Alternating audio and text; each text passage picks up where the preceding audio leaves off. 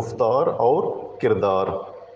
رات کا کھانا کھانے کے بعد گھر والے گفتگو کرنے کے لیے ایک ساتھ بیٹھ گئے۔ باپ: کمرے کی دیواریں بہت میلی ہو چکی ہیں۔ ماں: میں ہمیشہ دیواروں کو صاف کرتی ہوں لیکن کوئی فائدہ نہیں کیونکہ پرانی اور قدیمی ہیں۔ نیما: بابا جان، اگر چاہتے ہو تو دیواروں کو رنگ کرنے میں آپ کی مدد کرتا ہوں۔ طے پایا کہ چھٹی کے دن یہ کام انجام دیں گے۔ چھٹی کے دن نیما نے اپنی گیند اٹھائی اور دوستوں کے ساتھ کھیلنے چلا گیا۔ ظہر کے وقت جب واپس آیا تو دیکھا دیواریں رنگ ہو چکی تھیں اور اس کے کمرے میں میز پر کاغذ کے ٹکڑے پر یہ لکھا ہوا تھا: وہ بات کیوں کہتے ہو جس پر عمل نہیں کرتے ہو؟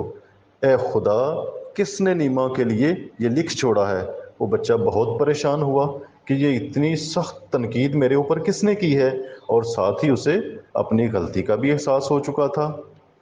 اس نے اپنی بہن سے پوچھا کہ یہ کس نے لکھ کے پیج رکھا ہے؟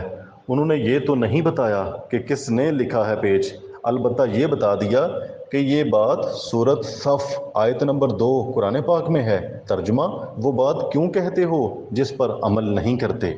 بچے کو پھر شرمندگی ہوئی لیکن دل ہی دل میں اس نے ارادہ کر لیا کہ آئندہ میں وہی بات جو میرا کرنے کا ارادہ ہوگا کام تو وہی بات کروں گا، اور اس بات سے احتیاط کروں گا کہ ایسی بات نہ کہوں جس پر میں عمل نہیں کر سکتا۔